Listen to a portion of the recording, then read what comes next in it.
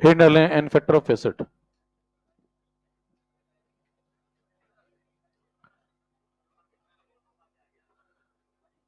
Acid के अंदर आपको बताया गया था कि number of removable H plus देखने हैं, मतलब किसने एसिडिक H है वो देखने हैं ना। तो एसिडिक H क्या होते हैं, इससे बात हुई थी। बहुत जगह है, नई जगह है, बैठ जाओ। रुमाल लग के गए थे क्या? आ जाओ। आते समय पूछा मत करिए, बताया था मैंने आपको ना लॉजिक। मंदिर में आते हैं तो भगवान थोड़ी पूछते हैं कि मैं come in, just come in, enjoy, enjoy the show. तो आइए शुरू करें। तो हम लोग क्या चर्चा कर रहे थे, एसिड पे जब चर्चा हो रही थी तो ये बात ही थी कि जितने भी रिप्लेसेबल H प्लस आयन है ना, कितने वो प्रोटॉन दे सकता है, वो उसका एन फैक्टर है। कैसे देखेंगे कि वो H प्लस दे पाएगा या नहीं दे पाएगा? ऐसा H ढूंढे जो डायरेक्टली किससे अटैच्ड हो, हाईली इलेक्ट्रोनेगेटिव से, है ना। तो अगर वो किसी X नाम के एलिमेंट से अटैच्ड है और वो X कैसा है, हाईली इलेक्ट्रोनेगेटिव, तो काम बन जाएगा। काम क्यों बन जाएगा बताइए? हाईली इलेक्ट्रोनेगेटिव एलिमेंट क्या करेगा, अगर वो डायरेक्ट बॉन्डिंग में इन्वॉल्व है तो इसके अंदर नेचर होगा इसके इलेक्ट्रॉन खींचने का। तो इसके ऊपर जब बॉन्ड ये टूटेगा, इलेक्ट्रॉन शिफ्ट होंगे, तो इसके ऊपर कौन सा करेक्टर आएगा, नेगेटिव।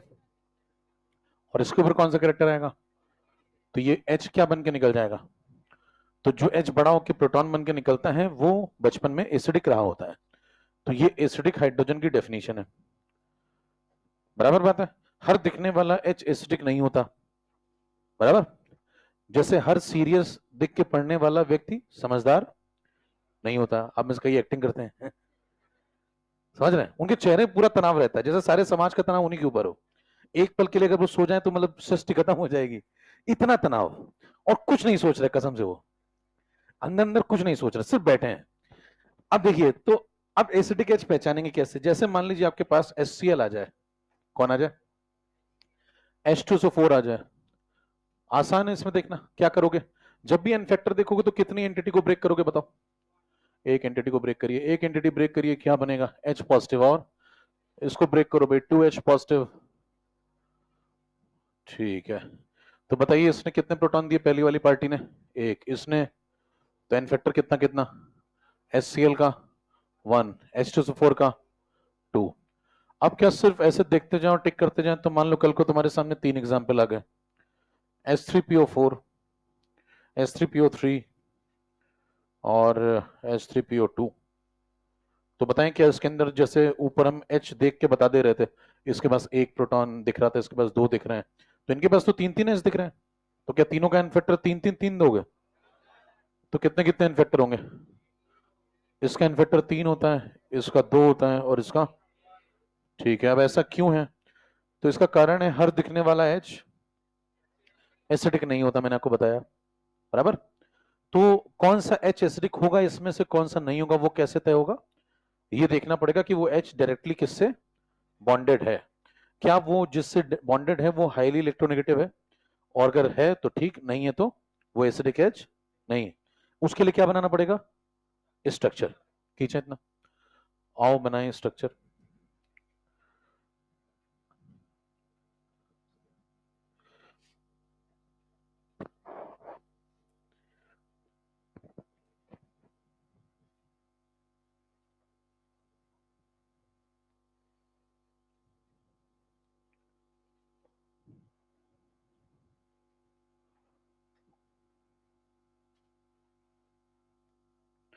दरवाजा तोड़वा देंगे permanent.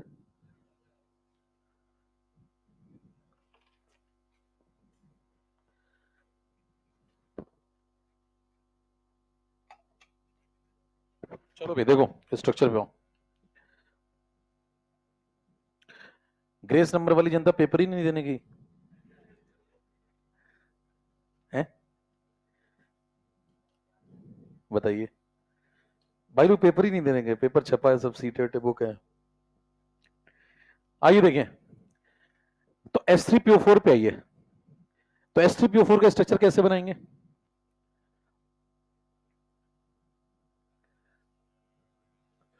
Central atom phosphorus 3 OH लगा दो, क्या हो गया देखो, H3PO3 हो गया। अब क्या बचता है, एक ऑक्सीजन।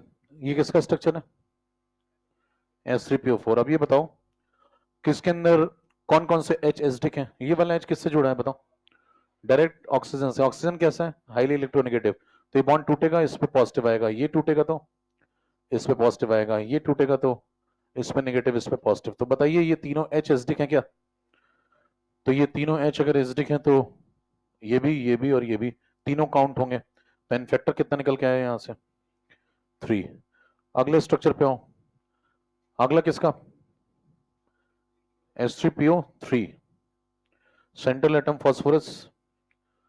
यहां दो OH बॉन्ड बनते हैं, तो ये हो गया H2PO2। अब कितने बचे? एक H, ये लगा दो, H3 हो गया। PO3 चाहिए तो एक ऑक्सीजन लगा दो। चेक करिए कौन कौन से H एसिडिक है भी इसमें। ये वाला H किससे जुड़ा है? ऑक्सीजन से। तो ये है, ये वाला, ये भी ऑक्सीजन से जुड़ा है। ये वाला, ये एसिडिक H नहीं है क्योंकि किससे जुड़ा है?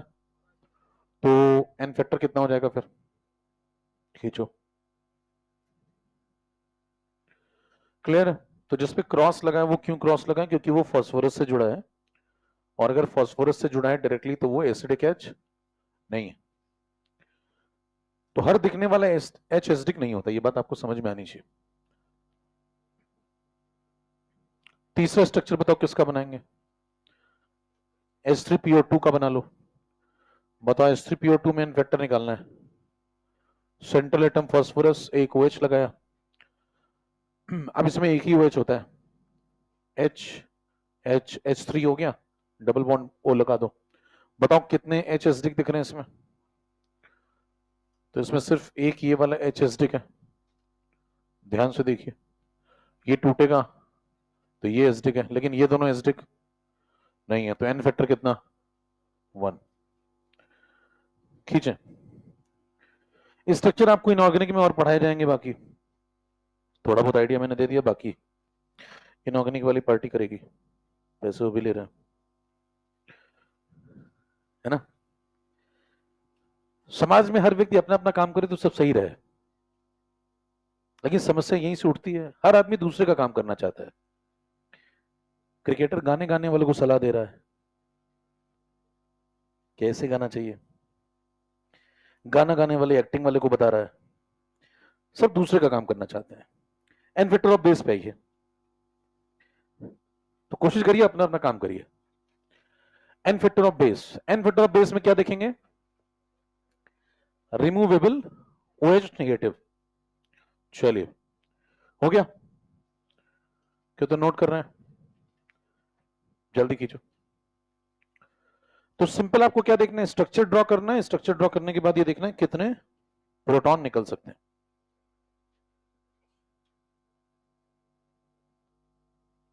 आसान बातें हैं, सब जल्दी जल्दी खींचा करें, कठिन बातों के लिए समय बचाएं।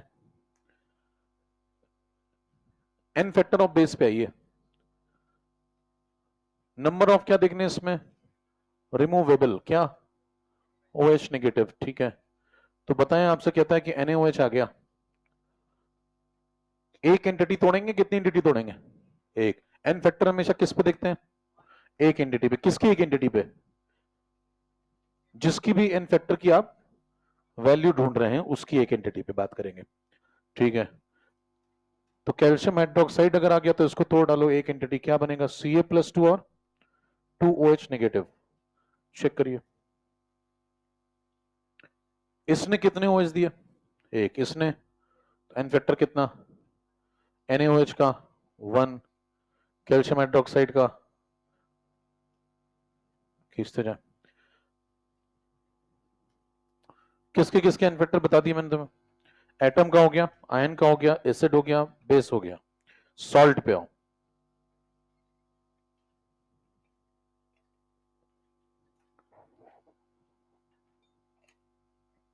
आसान बातें थोड़ा तेज तेज लिखिए इसको, है ना?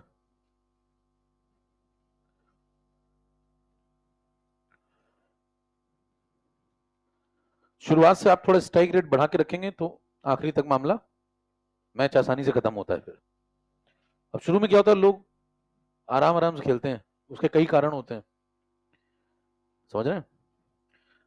अपने को उसकी जरूरत नहीं है तो अपने काम पे फोकस करते हैं केवल। तो अब किसकी बात करेंगे? सॉल्ट की। ठीक है, सॉल्ट पे चर्चा अगर करें तो क्या करें बताओ, कितने सॉल्ट की एंटिटी तोड़ेंगे? एक एंटिटी। फिर क्या करेंगे, उस पर चेक करेंगे कितना टोटल क्या आया, पॉजिटिव चार्ज। किस पे? कैटायंस पे। सॉल्ट तोड़ोगे क्या क्या मिलेगा?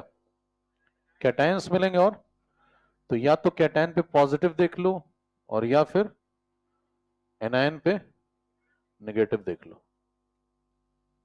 दो में से कुछ भी देखो, आंसर सेम आएगा। आंसर क्यों सेम आएगा बताओ? क्योंकि सॉल्ट कैसे होते हैं, इलेक्ट्रिकली न्यूट्रल होते हैं। न्यूट्रल नहीं बोलना है, क्योंकि न्यूट्रल आप बोलेंगे तो उसमें बात पकड़ लेगा कोई, क्योंकि कुछ ऐसे भी सॉल्ट हैं जो एसिडिक भी होते हैं, बेसिक भी होते हैं। समझ पा रहे हैं क्या बोल रहे हैं? तो न्यूट्रल में दो बातें दिमाग में आती हैं, कौन कौन सी? कि आप किस हिसाब से न्यूट्रल बोल रहे हैं, उसका एसिडिक बेसिक कैरेक्टर चेक कर रहे हैं उस हिसाब से बोल रहे हैं, या चार्ज के हिसाब से बोल रहे हैं। तो क्लियर मेंशन करेंगे सॉल्ट कैसे होते हैं, इलेक्ट्रिकली न्यूट्रल होते हैं चार्ज के अकॉर्डिंग। लेकिन वैसे सॉल्ट एसिडिक भी होता है, सॉल्ट बेसिक भी हो सकता है, सॉल्ट न्यूट्रल भी हो सकता है। वो अलग कहानी, ये अलग कहानी। चार्ज का कॉन्सेप्ट अलग है और एसिडिक बेसिक का कॉन्सेप्ट अलग है। तो शब्द बहुत नपे तुले बोलने हैं आपको। चलिए NaCl पे आओ, बताओ क्या करोगे? एक एंटिटी तोड़े, क्या क्या बना भाई? 1Na+ और ठीक है, तो कैटायन पे कितना पॉजिटिव, एनायन पे कितना नेगेटिव, तो एन फैक्टर कितना?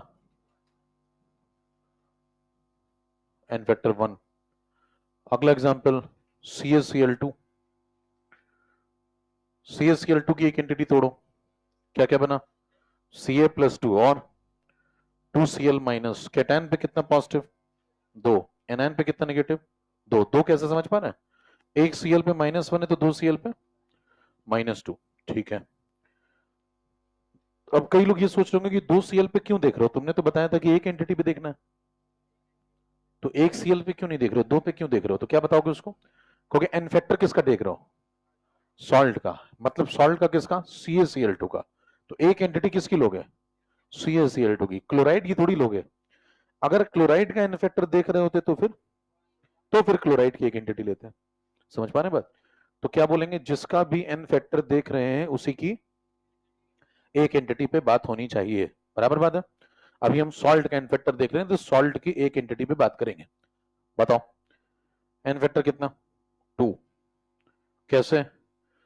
कैटायन पे कितना पॉजिटिव? 2 का। एनायन पे कितना नेगेटिव? 2 का। दोनों में से कहीं से देख लो, सॉल्ट इलेक्ट्रिकली न्यूट्रल है, खींचते जाइए। आसान है। अगला एग्जांपल,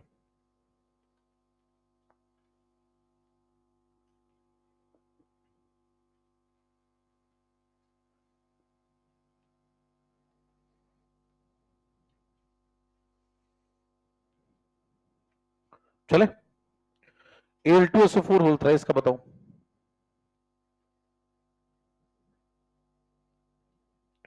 सॉल्ट है Al2SO4 whole thrice, N vector बताओ। क्या करोगे, एक एंटिटी ब्रेक करो, क्या बनेगा? 3 सल्फेट 2 एल्युमिनियम।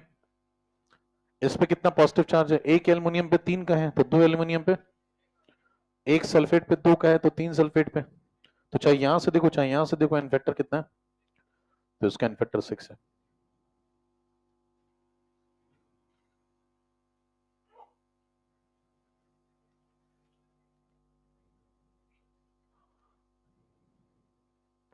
ठीक है भाई, खींचते जाए। मैसेज आ रहे हैं लोगों के।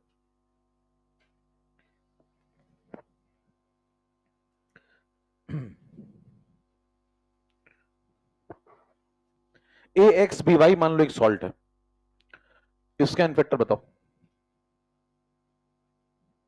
ऑप्शन दे रहे हैं।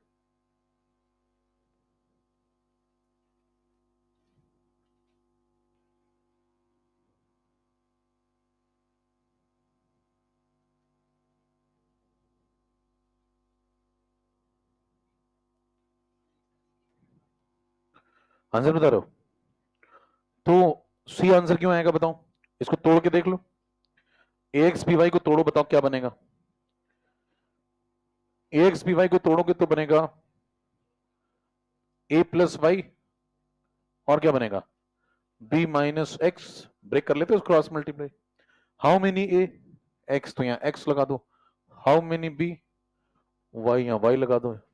तोड़ना उड़ना आता है ना भाई, ये तो मैम पढ़ाती थी 7वीं क्लास में।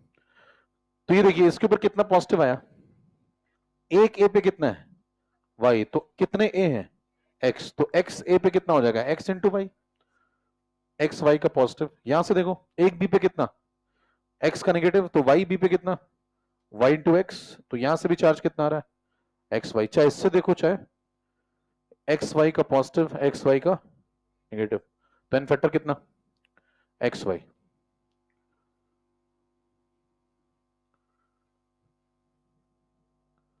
ठीक है, दो बातें बताना, अगर मैं इसकी एक एंटिटी को तोड़ता हूं तो नंबर ऑफ आयंस कितने मिलते हैं, क्या बोला, अगर मैं इसकी एक एंटिटी को तोड़ता हूं तो नंबर ऑफ आयंस कितने मिलते हैं, पहचानिए, दो नहीं एक्स प्लस वाई।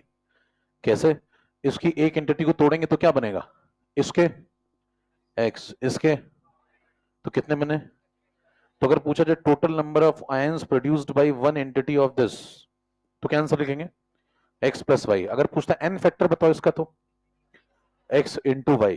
समझ में, दोनों बातों में फर्क है। खींचे, तो टोटल जो आयन बनते हैं वो एन फैक्टर नहीं होता, वो अलग चीज है, ये अलग चीज है।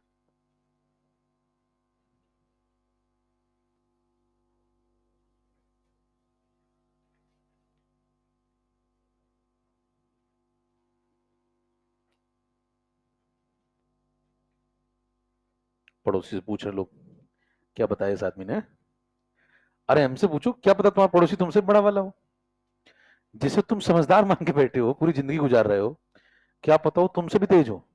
नहीं, तो हमसे पूछ लीजिए, हम पे तो यकीन कर सकते हैं ना। हाँ, तो हमसे पूछ लिया करिए। आइए आगे देखें।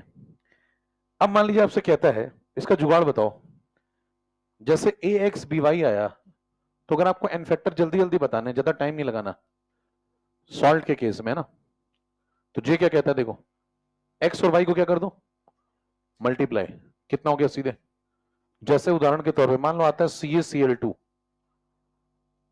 मान लो आता है A L two S O four whole thrice, क्या करोगे सीधे मल्टीप्लाई करो, इन दोनों को मल्टीप्लाई करो कितना हो गया, इनको मल्टीप्लाई करो, कहीं चार नहीं मल्टीप्लाई करोगे, ऐसे विचार तो नहीं आते आपके अंदर।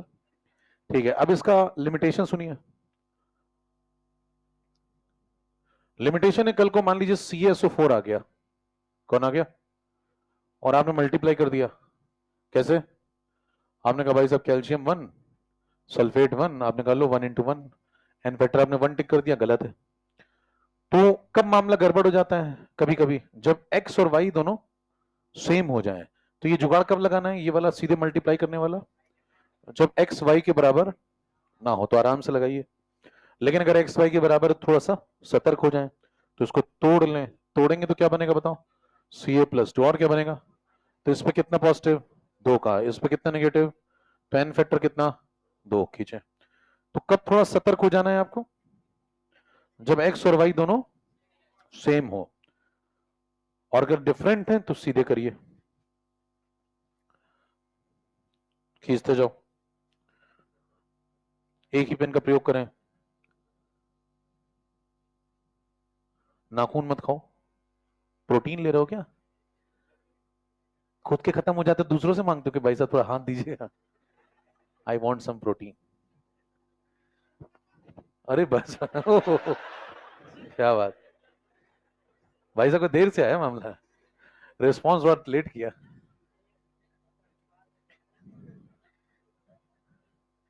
समझ पहले आ गया था, रिस्पॉन्स लेट आता है थोड़ा। अगला एग्जाम्पल देखिए,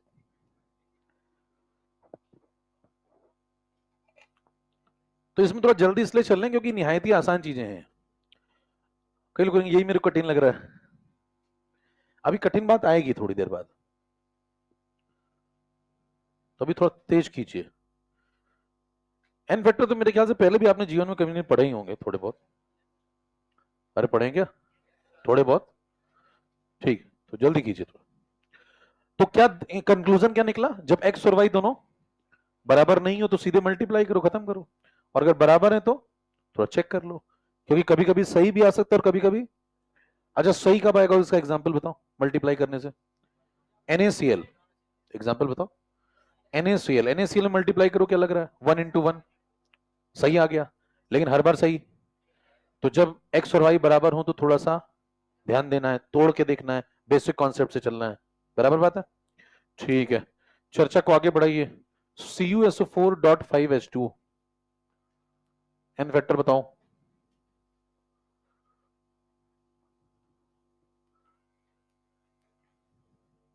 बताओ, इसमें नोट क्या करने लगे, बताओ आंसर।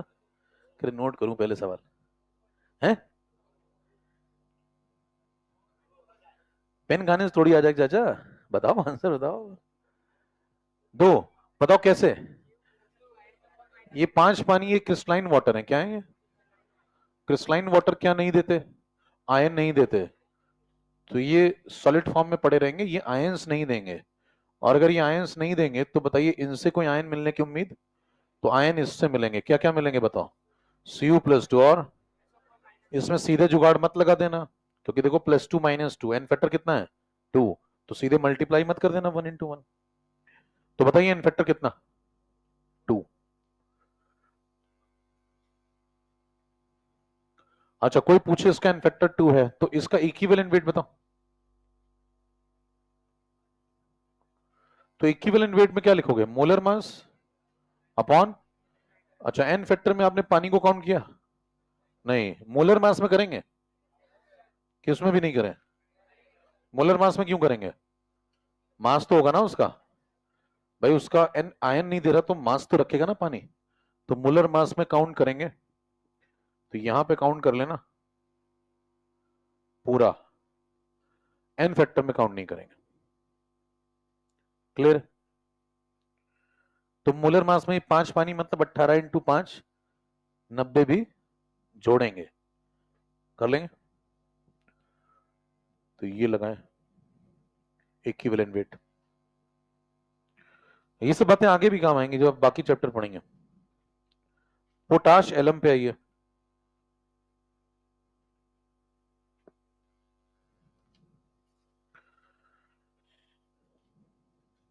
क्या होता है पोटाश एलम, सुना?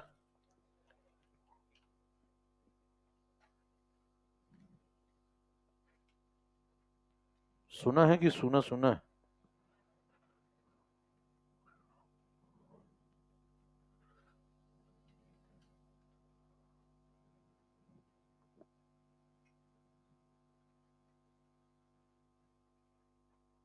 ये पोटाश एलम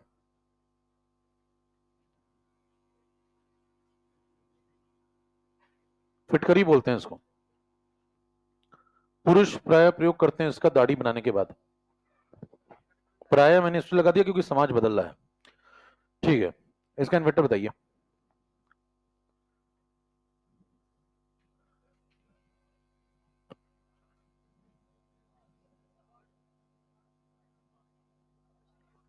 हैं, बताओ ये कुछ तो बताओ जीवन में। पानी क्रिस्टलाइन वाटर आयन नहीं देगा तो इसको तो छोड़ दें, बाकी को तोड़ डालो। इसको तोड़ो, 2K+ और 1SO4 - 2, इसको तोड़ो, 2Al+3 प्लस 3SO4 - 2। और ठीक है क्या? पानी तो आयन दे नहीं रहा तो क्या करें बताओ, ये कैटायन है ये कैटायन है, दोनों का चार्ज जोड़ दो, नेट पॉजिटिव चार्ज आ जाएगा। किस पे? कैटायन पे। कितना आ रहा है बताओ। यहां देखो 2 का पॉजिटिव, 2 का पॉजिटिव, यहां पे देखो 2 × 3 यानी कि 6 का पॉजिटिव, तो 6 और 2 कितना हो गया? तो टोटल पॉजिटिव चार्ज कितना है 8 का। नेगेटिव चार्ज से भी देख सकते हैं, बताओ नेगेटिव चार्ज से देखें तो सल्फेट, सल्फेट इस पे कितना नेगेटिव 2 का, इस पे 6 का, तो टोटल कितना 8 का नेगेटिव भी आ रहा है और 8 का। तो कहीं से देख लीजिए इनफेक्टर कितना भी, इनफेक्टर 8। क्लियर? जल्दी भी कर सकते थे अगर आपका थोड़ा चलता है तो। देखिए जल्दी वाला तरीका बताया था मैंने, पानी को तो देखना नहीं है, तो पानी को देखना नहीं। ये बताओ, ये वाले जो एग्जाम्पल हैं इसमें जुगाड़ अगर लगाएं जल्दी से, तो ये डिफरेंट वाले या सेम वाले हैं? देखो 2 और 1 डिफरेंट है क्या? तो सीधे मल्टीप्लाई कर दें। तो यहां से कितना बना, इसका इनफैक्टर 2। ये कैसे हैं? डिफरेंट वाले हैं, सीधे मल्टीप्लाई करो। 2 इंटू 3 कितना हो गया? दोनों को जोड़ दो, कितना हो गया? खींचा। अरे ठीक है, चलिए।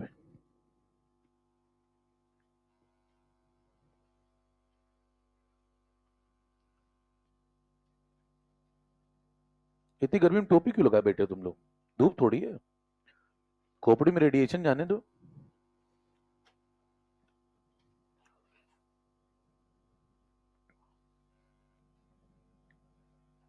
चले भाई, ठीक है। स्टेटमेंट सुनिए।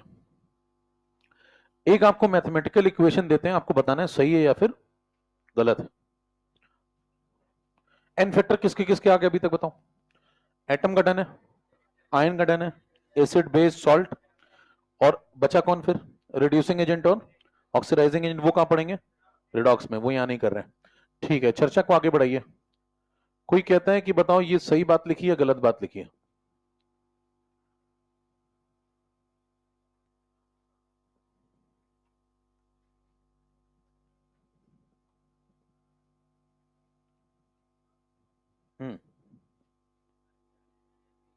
सही है गलत है? कहते कहते सही है गलत। अच्छा, बाकी को कुछ लगता ही नहीं है। ये बढ़िया लोग हैं, ये लोग समाज के लिए खतरा है। इनको कुछ नहीं लगता है कभी। कहीं तो कुछ तो लगी है, मतलब हाँ या ना कुछ तो बोलिए। तो कुछ नहीं लगने वाले बड़े खतरनाक होते हैं, इनको कुछ भी चलता है। ऐसे लोग मिक्स वेज खाते हैं, होटल में जाते हैं क्या क्या करें, कुछ भी लाओ। अब देखिए, ये मिक्स वेज वाली जनरेशन बड़ी खतरनाक है, चूज ही नहीं है। तो सेलेक्टिव बनिए। अब देखिए कैल्शियम, आप जब भी आप ये चेक करें, कोई भी मैथमेटिकल रिलेशन लिखा हुआ है और आपको चेक करना है कि वो सही है या गलत है, तो क्या कैसे चेक करते हो? लेफ्ट हैंड साइड को चेक करो, और अगर दोनों बराबर आ गई तो सही है, नहीं आई तो फिर गलत है। यही लॉजिक है, सिंपल सा। ठीक है, लेफ्ट हैंड साइड को चेक करना शुरू करिए। बताओ इक्विवेलेंट वेट कैसे निकालते हैं? मोलर मास अपॉन, इसका भी कैसे निकालोगे? एक ही फॉर्मूला है, मोलर मास अपॉन। ठीक है, इसका बताओ मोलर मास कैल्शियम का 40। कि नहीं प्लस 2 से बढ़ नहीं जाएगा, 42 कर दूं क्या? अरे वो इलेक्ट्रॉन के आने जाने से होता है, बताया था मैंने पहले, तो उससे मास पे इफेक्ट नहीं पड़ता। ठीक है, क्योंकि इलेक्ट्रॉन का मास नेग्लिजिबल है, किसके रिस्पेक्ट में? प्रोटॉन और न्यूट्रॉन के, इसलिए प्लस माइनस से कोई फर्क। ठीक है, एन फैक्टर बताओ। 2। कैसे निकाला? चार्ज है जितना वो एन फैक्टर है, आयन है ये। इसका बताओ मोलर मास 16, एन फैक्टर। ठीक है, कितना आ गया ये? 20, और ये 8, जोड़ दिया तो अब क्या करें? इक्वल लगा दें? या इक्वल लगा दोगे तो चेक क्या कर रहे हो? अब तुम पहले ही मान के बैठो बराबर है, तो चेक क्या कर रहे हो फिर? तो अभी इक्वल, तो समझिए, मतलब कब समझदार बनेंगे। देखिए, तो molar mass upon N factor, बताइए इसका मोलर मास कैसे निकालेंगे? कैल्शियम ऑक्साइड का, कैल्शियम का कितना? 40, एन फैक्टर 16, कितना आया? 56। 56 अपॉन इसका एन फैक्टर बताओ। 2, क्योंकि ऐसे टूटेगा ये। ठीक है, एन सॉल्ट है, एन फैक्टर 2, कितना आया? 28। अब क्या करेंगे?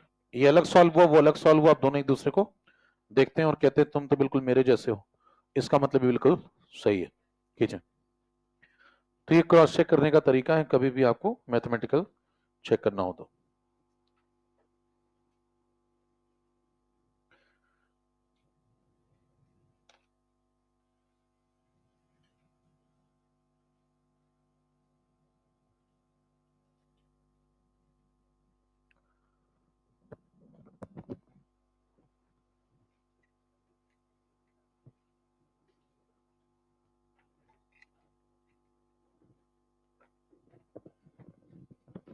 अच्छा, एक ग्रुप बनाने को मैंने कहा था टेलीग्राम का, 5-6 लोग बना रहे हैं उसको।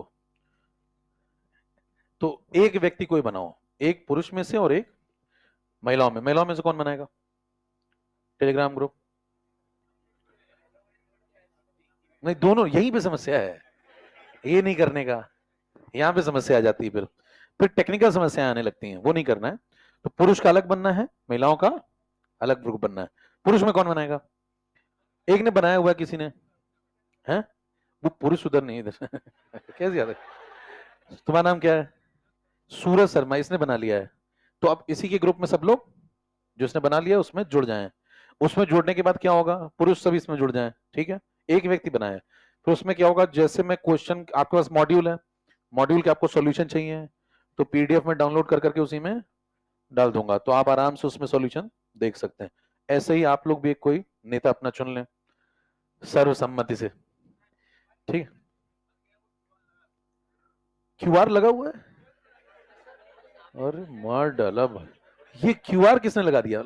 तुम लोग का ग्रुप है? तो तुम लोग अलग ही लेवल खेल रहे हो गजब मामला है। तो ये किसका ग्रुप है क्यूआर वाला, किसने बनाया है? कॉमन बना दी? कॉमन नहीं बनाना है, कॉमन है, कॉमन नहीं बनाने का भाई।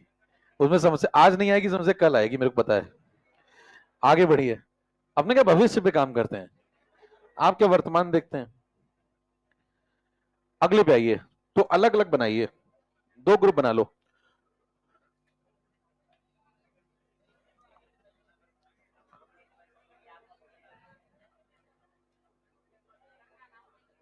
ये बताओ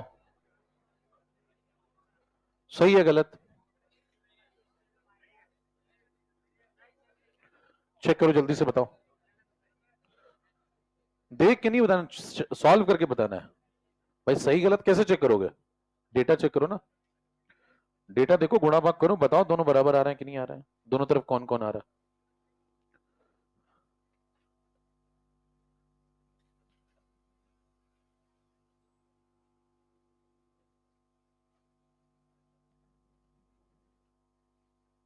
क्या करोगे, molar mass upon N factor लगाओ जल्दी जल्दी, चेक करो left hand side right hand side.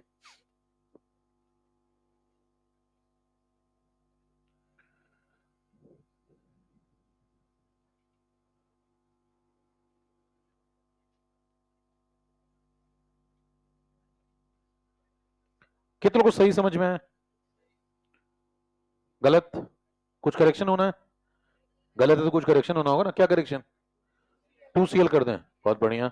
आइए चेक करें, देखिए कैल्शियम का हम जब निकालते हैं, चेक करें, कैल्शियम का निकालेंगे तो क्या लिखेंगे, इसका molar mass upon N factor, molar mass बोलो 40, एन फैक्टर 2, कितना आया 20। इधर आओ, इसका बताओ मोलर मास कितना, 35.5, एन फैक्टर 1, कितना आया 35.5, दोनों को जोड़ो कितना आ रहा है 20 प्लस 35.5, 55 पॉइंट।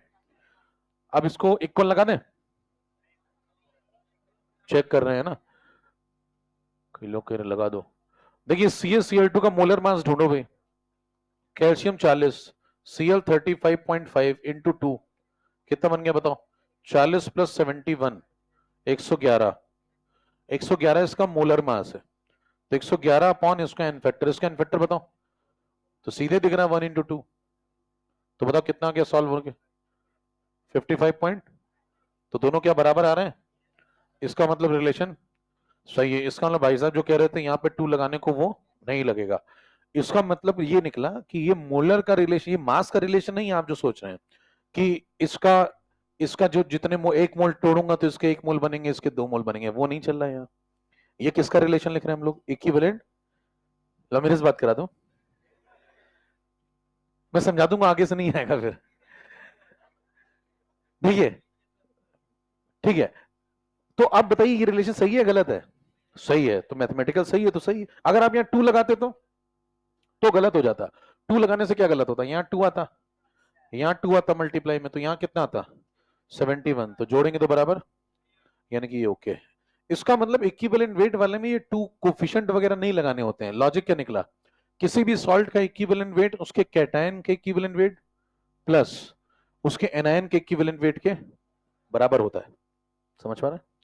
एक और सॉल्व करके देखो, मान लो आपसे कहता है Al2SO4 होल थ्राइस में सॉल्व करके देखो, कर लेंगे क्या,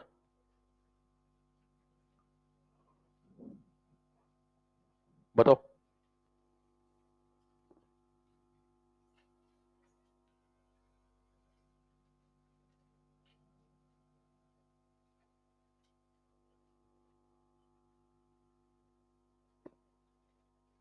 क्या सॉल्व करना है इसमें? Equivalent weight of is equal to equivalent weight plus equivalent weight, ये सही है गलत है ये चेक करना।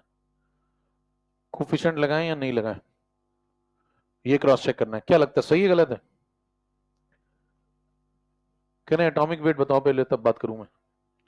एल्युमिनियम 27, कह रहे सल्फर का बताओ 32, ऑक्सीजन भी बता। हम ही बता देना फिर पूरा। देखो चेक करो, इसका मोलर मास बताओ कितना, एल्युमिनियम का 27, एन फैक्टर 3, कितना आया 9। इधर आओ, सल्फेट H2SO4 का होता है 98, 2 H हटा दो 96। समझ पा रहे? अलग से करने के बहुत मन है आपको, सॉल्व करने के बहुत मन है तो सॉल्व कर लीजिए। देखिए सल्फेट, सल्फर कितना 32, ऑक्सीजन 16 इंटू 4, 32 प्लस 64 96, ये इसका क्या निकला मोलर मास। तो साइड में लिख लो भैया सब, बताओ मोलर मास कितना आया 96। एन फैक्टर बताओ ऊपर से देख के 2, तो ये आ गया 48, 48 और 9 57 बराबर। अब इसको इधर रोक के रखेंगे, उधर वाले को चेक करेंगे। उधर वाले पे आओ, मोलर मास निकालो Al2SO4 होल थ्राइस का। बताओ एल्युमिनियम कितना 27, 27 इंटू 2, सल्फेट कितना 96 अभी निकाला है, इंटू 3, इसको सॉल्व करो तो 54, 3 6 18, 27 28 बराबर। इसको जोड़ दो 280 50 330 और 8 4 12 342 342। अरे ठीक है, तो बताइए इसका मोलर मास कितना आ गया 342। 342 में कितना डिवाइड करोगे, एन फैक्टर, एन फैक्टर बताओ। इन दोनों को मल्टीप्लाई कर दें, 2 इंटू 3 6, सॉल्व करो 6 5 30 6 7 42 57 आ रहा है। तो ये वाला क्या इसके बराबर आ रहा है, मतलब सही है।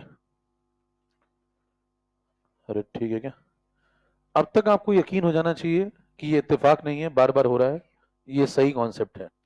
क्या कॉन्सेप्ट है फिर, किसी भी सॉल्ट का इक्विवेलेंट वेट उसके कैटायन के इक्विवेलेंट वेट प्लस एनायन के इक्विवेलेंट वेट के बराबर आता ही है, और उसमें कोफिशिएंट लगाने की कोई जरूरत नहीं है। बात को अब जनरलाइज कर लेते हैं, नोट करते जाए। हो गया, कोई नोट कर रहा है? चलो एक और एग्जांपल लो लास्ट। कोई कहता है कि ये ले लो, एक जनरलाइज कर लो बात को।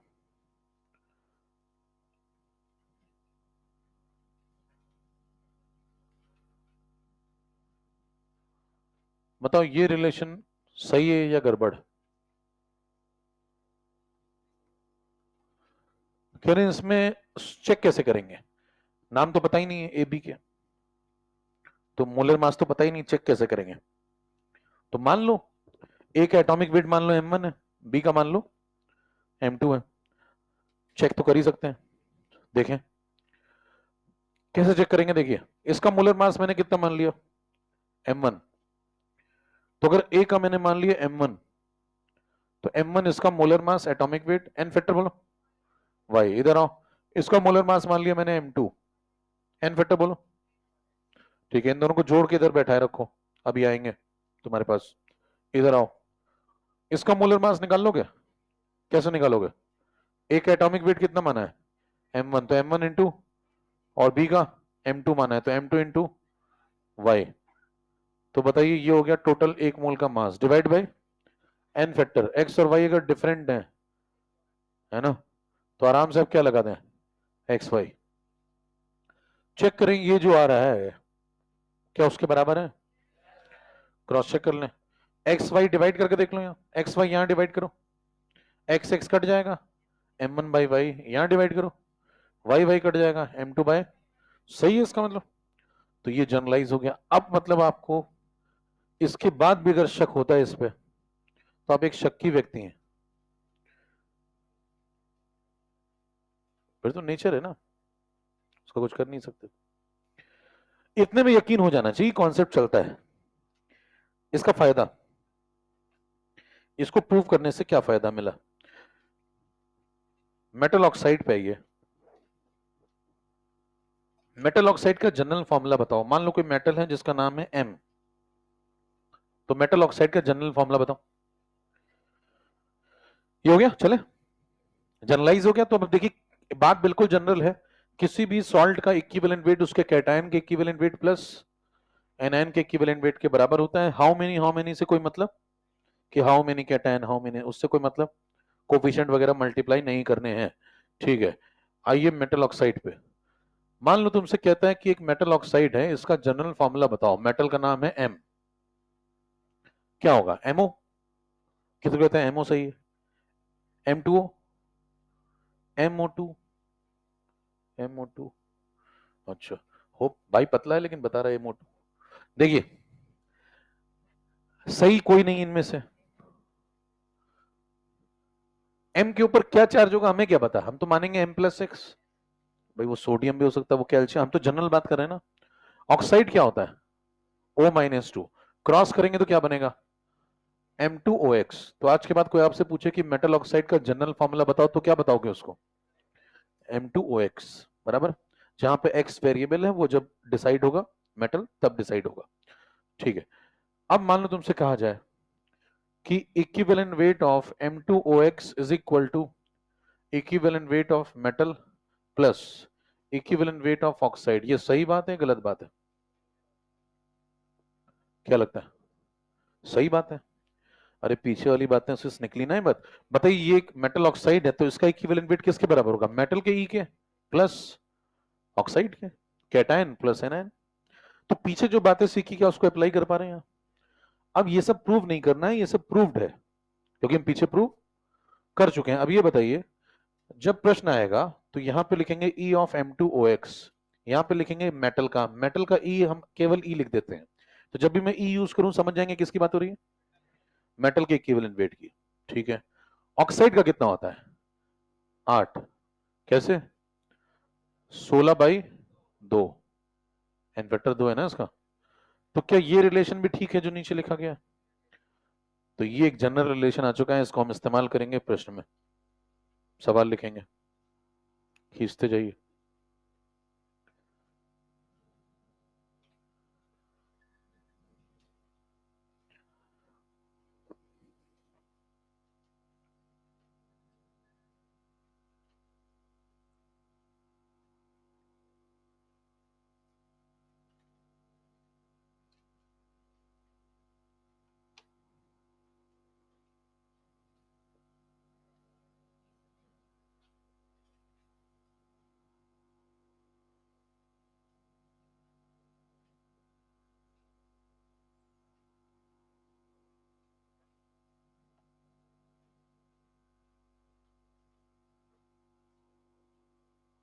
सवाल लिखो, if the equivalent weight, return में ले लो।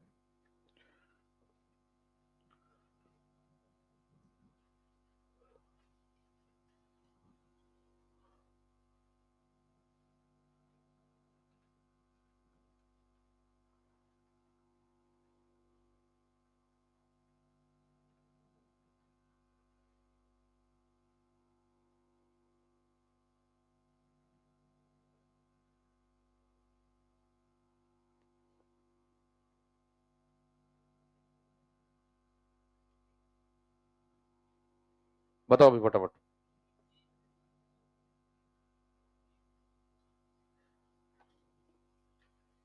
सेकंड आ रहा है क्या? तो पीछे जो बातें पड़ी उसका देखिए इस्तेमाल हो रहा है। क्या लिखेंगे सीधे एक लाइन में? Equivalent weight of metal oxide is equal to equivalent weight of metal plus 8। और इसका कितना दिया है? 28। तो 28 is equal to E plus 8। E की वैल्यू 20। खत्म हो गया सवाल। तो ये सवाल जल्दी इसलिए खत्म हो पाया क्योंकि पीछे वो सब बातें आपने पढ़ी हैं, तभी तो हो पा रहा है ना भाई। तो इसलिए वो सब जानना बहुत आवश्यक है।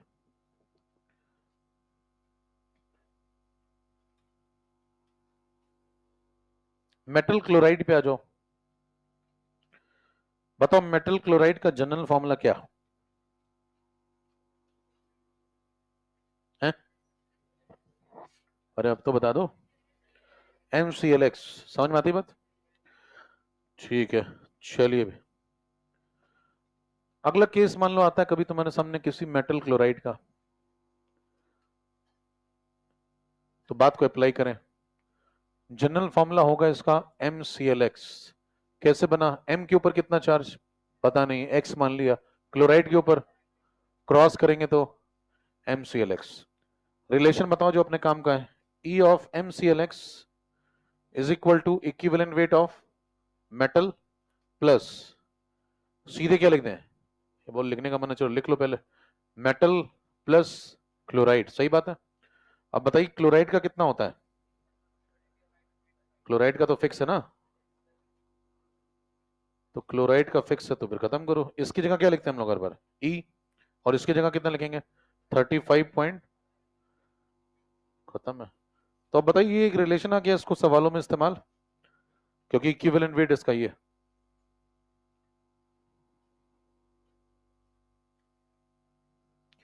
तो पीछे जो बातें पढ़ी हैं उसका ये फायदा।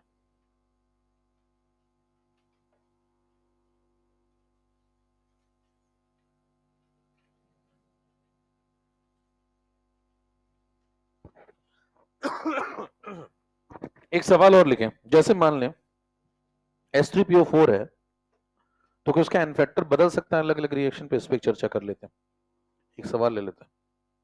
हो गया सब?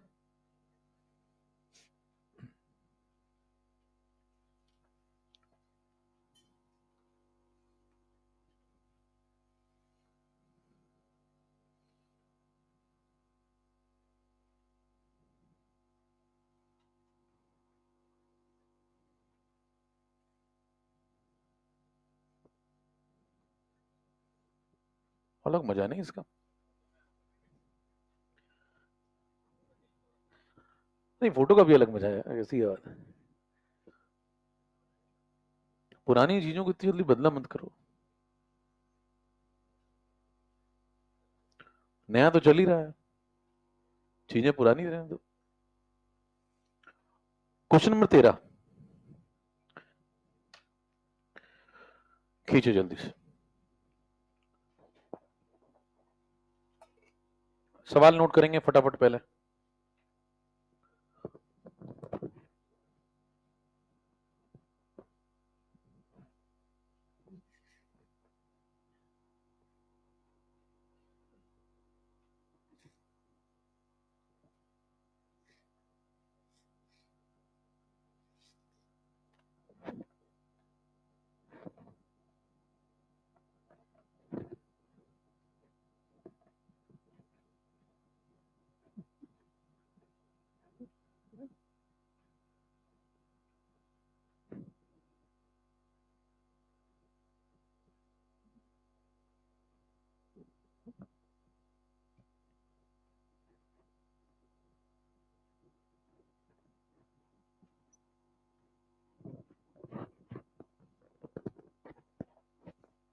चले,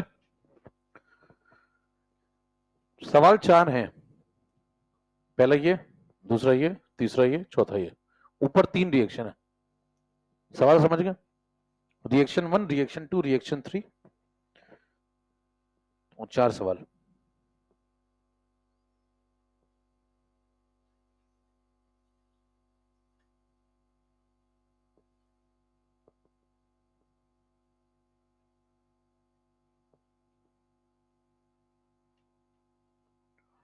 क्या लगता है हो पाएगा? बताओ फिर इसी बात पे। 4 आंसर बताने हैं, 4 सवाल हैं, 4 आंसर बताओ।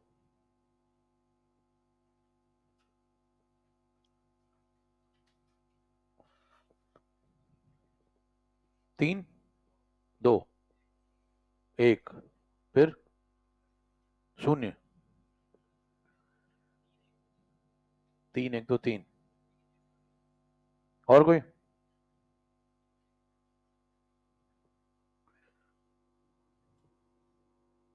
कोई पड़ोसी चर्चा करे, तुम्हें क्या लगता है? पड़ोसी कह रहा मैं तुमसे भी ज्यादा। चलिए देखिए, सबसे पहले आपसे पूछ रहा है कि H3PO4 का इन्फेक्टर बताओ। तो इसमें तो कोई रिएक्शन बात करी नहीं ना, ये तो जनरल बात है। तो आप मैक्सिमम जो आंसर हो सकता है बता देंगे, कितना इन्फेक्टर होता है इसका मैक्सिमम? तो ये 3 है इसका आंसर। तो बाकी में क्या कह रहा है? कहला पहली रिएक्शन में जाके बताओ, दूसरी में बताओ, तीसरी में जाके बताओ, मतलब रिएक्शन वाइज पूछ रहा है। तो क्या रिएक्शन वाइज एन फैक्टर बदल सकते हैं? जवाब है यस। पहली रिएक्शन को देखिए, ये रिएक्शन नंबर 1, ये रिएक्शन नंबर 2, ये रिएक्शन नंबर 3। पहली रिएक्शन में एन फैक्टर कैसे निकालेंगे? रिएक्शन बैलेंस है, देख लो सब पहले, चेक करो क्या तीनों रिएक्शन बैलेंस है। अरे देख लो, फॉस्फेट फॉस्फेट सब बैलेंस है, ठीक है। बैलेंस है तो क्या करें, यहां जो पानी दिख रहा है, कितने एंटिटी दिख रहे हैं, कितने मॉलिक्यूल, कैसे बना होगा? एक H प्लस आया होगा और एक OH आया होगा, तभी तो बना होगा भाई। कहीं से प्रोटॉन आएगा, कहीं से OH आएगा, मिलेंगे, न्यूट्रलाइज होंगे, पानी बनेगा, ठीक है। तो बताओ जरा कि ये जो एक H प्लस है और एक OH है, इसमें एक OH कौन लाया होगा? बेस, बेस कौन है? ये यही बेस है ना। तो इसने दिया होगा एक OH, तो इसने एक OH दिया, तो इस NaOH का फैक्टर कितना है? 1। अच्छा, ये एक प्रोटॉन किसने दिया होगा? इसने दिया होगा, ये एसिड है।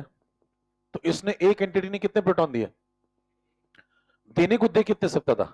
3, लेकिन दिए कितने? बराबर। तो जितने दिए वही उसका इन्फेक्टर है उस रिएक्शन में। तो बताइए इस रिएक्शन में इस व्यक्ति ने कितने प्रोटॉन आपको दिए, इस एसिड ने? सिर्फ एक।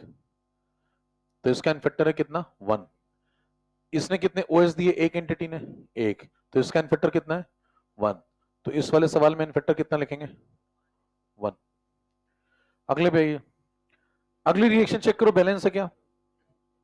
देखो बैलेंस। क्या करोगे, दो पानी बने यहां पे बैलेंस होने के बाद। दो पानी कैसे बने होंगे? दो H प्लस आए होंगे और दो OH नेगेटिव आए होंगे। अब बताओ दो OH नेगेटिव किसने दिए होंगे? ये किसने दिए होंगे? इसने। इसने मतलब दो NaOH ने, दो NaOH ने दो OH नेगेटिव दिए। तो एन फैक्टर NaOH का कितना हो गया? दो है? अरे दो हो गया क्या?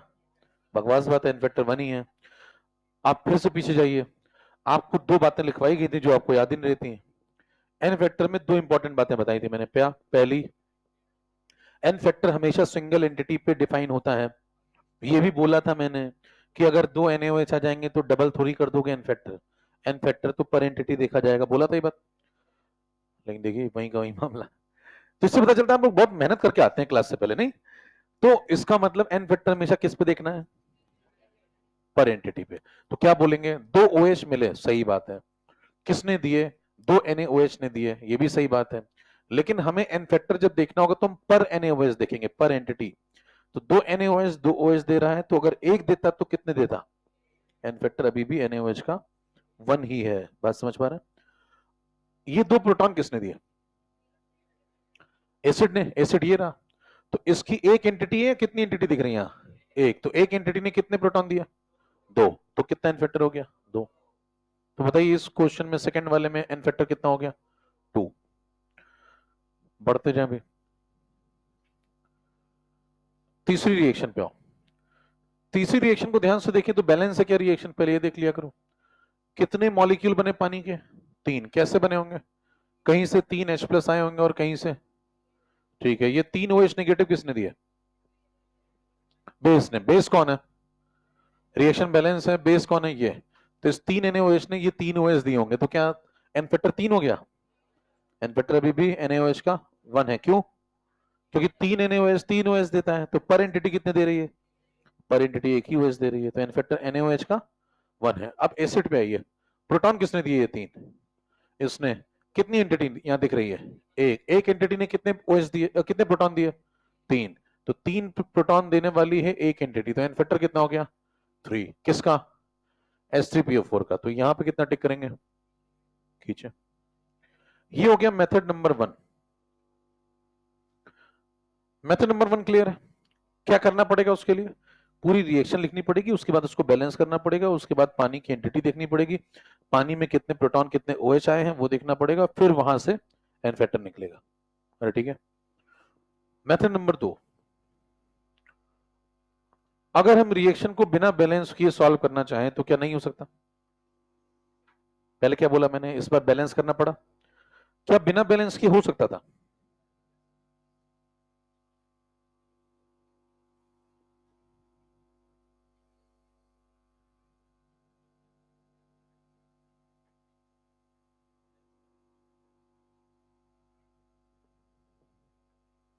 चलिए भैया दूसरा तरीका सुने। पहला डन है, पहले में बैलेंस करना जरूरी है, बैलेंस करेंगे फिर एंटिटी देखेंगे पानी की, फिर पर एंटिटी एसिड की कितने प्रोटॉन दे रही है वो देखेंगे, और पर एंटिटी बेस की कितने प्रोटॉन कितने ओएच दे रही है वो देखेंगे। कोई पूछे कि बताओ पहले वाले में एक पानी क्यों बना, दो क्यों नहीं बने? क्योंकि एक प्रोटॉन आया और एक ओएच आया। एक प्रोटॉन क्यों आया? क्योंकि तुमने एक ही ओएच भेजा। हेलो, तुमने एक ही ओएच भेजा। क्यों एक ओएच भेजा? क्योंकि तुमने एक ही एंटिटी NaOH की कंटेनर में डाली, दूसरी डाली नहीं। डालते तो वो भी दो प्रोटॉन देता। देखिए जैसे तुमने दो एंटिटी डाली तो उसने कितने प्रोटॉन दे दिए? दो। क्योंकि ये दे कितने सकता है मैक्सिमम? तीन। लेकिन ये तीन तब देगा जब सामने से तीन OH भी तो आए। एसिड एसिड कब बनता है? जब सामने वाली पार्टी बेसिक हो। भाई एसिड का नेचर एसिडिक कब होगा? जब सामने वाली पार्टी तो बेसिक हो। कोई OH दे रहा होगा तभी तो तुम्हारे अंदर से क्या निकलेगा? प्रोटॉन। नहीं तो प्रोटॉन निकलेंगे क्यों? समझ पा रहे हैं? तो जैसे चोर का अस्तित्व तभी तक है जब तक पुलिस है। अगर मान लीजिए चोर खत्म हो जाए तो पुलिस क्या करेगी? एक दूसरे को पकड़ेगी। समझ पा रहे हैं? तो इसका मतलब आपस में खेलेंगे ना फिर वो। फिर उसमें क्या होगा भाई? देखिए अगर ये एसिड आप इससे चाहते हैं प्रोटॉन निकले तो बगल वाली पार्टी क्या देनी चाहिए? OH। तो ये जितने OH देगी उतना ज्यादा ये प्रोटॉन निकालेगी। तो यहां पे देखिए दो एंटिटी लेकर के आए तो इसने दो दे दिए, इसने तीन एंटिटी लेकर के आए तो इसने अपना मैक्सिमम तीन दे दिए। कह रहे चार लाता तो क्या चार दे देता? आई मैक्सिमम तीन। तो जितने थे निकलवा लिए, कहानी खत्म है। मेथड नंबर 2 पे आइए। नंबर 2 में क्या पढ़ने वाले हैं कि क्या बिना बैलेंस किए सवाल हो सकता है या नहीं? चेक करो।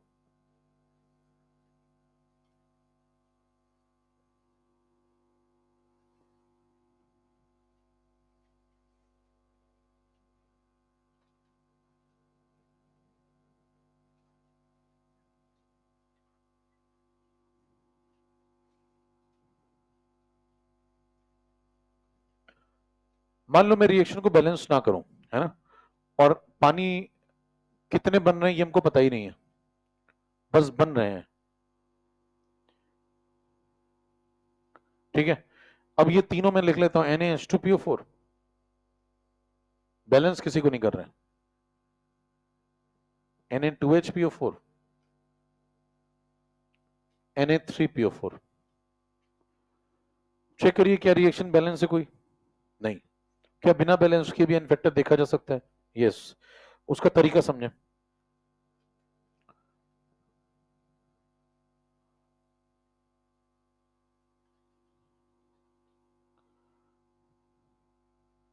चेक करिए, इस एसिड के पास एक बार इसके पास जाओ और एक बार इस सॉल्ट के पास जाओ, और ये चेक करो कि उसके पास कितने प्रोटॉन है, इसके पास कितने प्रोटॉन है।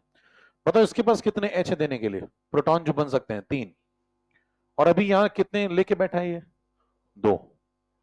तो बताइए उसके पास तीन है और ये दो लेके बैठा है अभी। तो एसिड के पास कितने? तीन।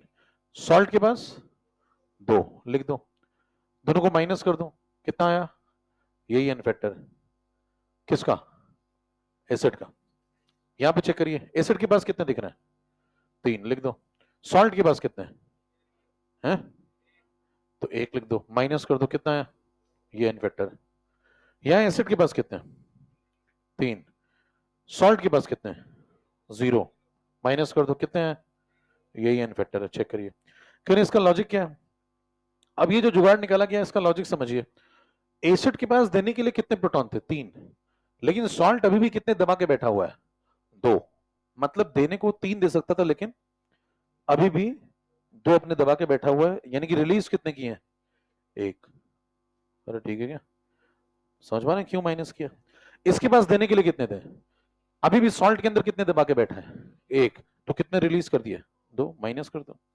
इसके पास देने के लिए कितने थे? तीन। कितने दबा के बैठा है? एक भी नहीं, यानी कि तीनों रिलीज हो गए। खींचे। ये नंबर 2 है, इसमें बिना बैलेंस किए भी आप प्रश्न को लगा सकते हैं। तो दोनों तरीके ठीक है, निपटाओ।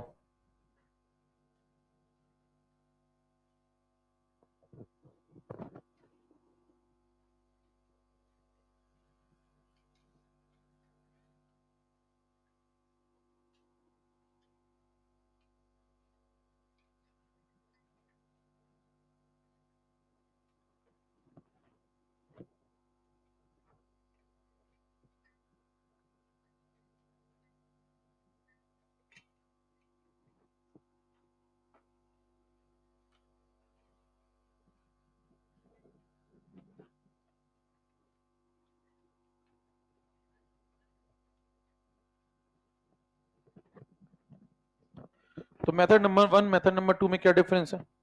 1 वाले में आपको क्या करना पड़ता है? बैलेंस करना पड़ता है, वो भी ठीक है। और बैलेंस नहीं करना चाहते तो फिर ये लगाइए, कितने दे सकता है, कितने दिए, दोनों का अंतर कैसे निकलेगा? सिंपल लॉजिक है। देखिए इसके पास थे कितने वो देख लो, अभी भी कितने दबा के बैठा है वो देख लो, माइनस कर दो तो कितने रिलीज हो गए वो निकल आएंगे। Simple logic. चलिए, अब जो मोल कॉन्सेप्ट है वो दो कॉन्सेप्ट पे बेस्ड होता है बेसिकली। एक आप उसमें से पढ़ चुके हैं, पहला कौन सा पढ़ चुके हैं? स्टोइकियोमेट्री खत्म हो चुका है पूरा, उस पर सारी चर्चा हो चुकी है। लिमिटिंग रीजन भी पढ़ चुके हैं, तो सारी कहानी खत्म है, तो ये तो समाप्त है। अब जो दूसरा कॉन्सेप्ट आता है जो नया है थोड़ा, जिससे सवाल कभी कभी अलग से लगते हैं, वो है लॉ ऑफ इक्विवेलेंस। दूसरे पे चर्चा करनी है। लॉ ऑफ इक्विवेलेंस कहां कहां काम आएगा? हर जगह। रिडॉक्स में भी काम आएगा, कल को इलेक्ट्रो में भी काम आएगा, सॉल्यूशन में भी काम आएगा, आयनिक में भी काम आएगा। तो इसकी जड़ें बहुत दूर दूर तक हैं, तो इसको ध्यान से पढ़ना है। अब ये वाला हिस्सा लोग पढ़ते नहीं मोल कॉन्सेप्ट में। मोल कॉन्सेप्ट में कहते हैं स्टोइकियोमेट्री पढ़ो और मस्त रहो, चैप्टर खत्म हो रहा है। कह रहे हैं लॉस पढ़ना शुरू करेंगे, इंपीरिकल फॉर्मूला पढ़ेंगे, चैप्टर क्लोज है। हम यहाँ पे क्या कर रहे हैं एक्स्ट्रा? लॉ ऑफ इक्विवेलेंस भी कर रहे हैं।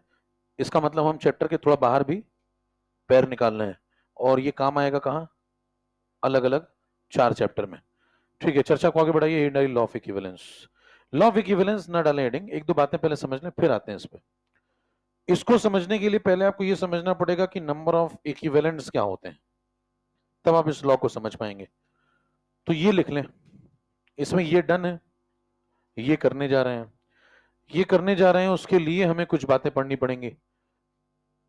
जैसे पहले एक टर्म समझना होगा, नॉर्मेलिटी। नॉर्मेलिटी आपने सुना कभी जिंदगी में? क्या होता है?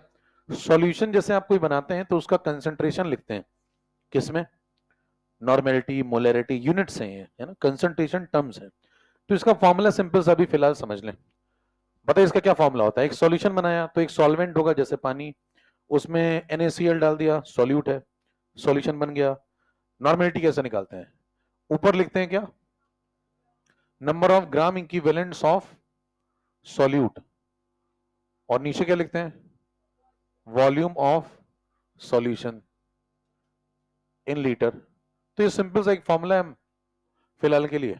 ऊपर आप ग्राम इक्विवेलेंट लिखते हैं, नीचे क्या लिखते हैं? वॉल्यूम ऑफ सॉल्यूशन, और इससे आ जाता है क्या? नॉर्मेलिटी। इससे फायदा क्या होगा? नॉर्मेलिटी को शॉर्टकट में लिखें तो ऊपर क्या लिख रहे हैं हम लोग? Gram equivalent. ग्राम इक्विवेलेंट किसके? सॉल्यूट के। और नीचे वॉल्यूम किसका? सॉल्यूशन का। तो ऐसे लिख लो शॉर्टकट में। एक और बात, अगर नॉर्मेलिटी में वॉल्यूम इन लीटर मल्टीप्लाई कर दें, ये लीटर में है, इसको मल्टीप्लाई कर दें तो क्या आ जाएगा? ग्राम इक्विवेलेंट आ जाएंगे, किसके? सॉल्यूट के। तो यहां से एक तरीका निकलता है क्या निकालने का? ग्राम इक्विवेलेंट निकालने का। इसलिए इसको जानना जरूरी है। अच्छा, ग्राम इक्विवेलेंट निकालना क्यों जरूरी है? क्योंकि ये जान जाएंगे तभी आप क्या समझ पाएंगे? Law of equivalence. तो लॉ ऑफ इक्विवेलेंस पढ़ने के लिए पहले क्या जानना जरूरी है? नंबर ऑफ ग्राम इक्विवेलेंट कैसे निकालते हैं। तो उसका एक तरीका तो ये है। अच्छा, इससे किसके ग्राम इक्विवेलेंट निकलते हैं? सॉल्यूट के। जैसे उदाहरण के तौर पे पानी लिया, पानी में NaOH मिलाया, सॉल्यूशन बनाया, सॉल्यूशन की नॉर्मेलिटी लिख लो, और क्या लिख लो? सॉल्यूशन का वॉल्यूम मल्टीप्लाई कर दो, तो क्या आ जाएंगे? Gram equivalent. किसके? सॉल्यूट के। किसके आएंगे? देखिए ऊपर क्या लिखा हुआ है? Gram equivalent of. तो इस तरीके से आप ग्राम इक्विवेलेंट ऑफ सॉल्यूट निकाल सकते हैं किसी प्रश्न में। क्या क्या पता होना चाहिए उसके लिए? दो बातें, एक नॉर्मेलिटी किसकी? सॉल्यूशन की, और एक वॉल्यूम किसका? लीटर में, सॉल्यूशन का। दोनों को मल्टीप्लाई करेंगे तो क्या आएगा? Gram equivalent. किसके?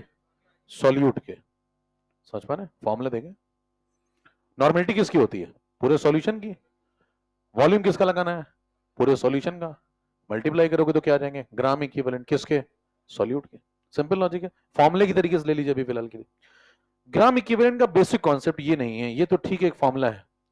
अगर आपको कभी निकालना हो, मान लो प्रश्न में नंबर ऑफ ग्राम इक्विवेलेंट्स ऐसे लिखेगा कि मेरे को बताओ नंबर ऑफ ग्राम इक्विवेलेंट्स कितने हैं, या फिर कभी ऐसे लिख देगा नंबर ऑफ इक्विवेलेंट्स बताओ, सेम बात है, लिखने के तरीके हैं। कभी ऐसे कहेगा नंबर ऑफ EQs बताओ, ये भी वही बात है। कोई कहता है EQ बता दो, बस इतना लिखा है, हाउ मेनी EQs, सेम बात है। इनमें से किसी भी तरीके से घुमा फिरा के आपको प्रश्न में परेशान कर सकता है। ये चारों बातें सेम है, ध्यान दें। EQ लिखा होगा, अगर आपसे कोई पूछा नंबर ऑफ EQs बताओ, तो इक्विवेलेंट वेट ना बता देना, इक्विवेलेंट वेट अलग चीज है और नंबर ऑफ ग्राम इक्विवेलेंट अलग चीज है। इन चारों बातों का सेम मतलब है।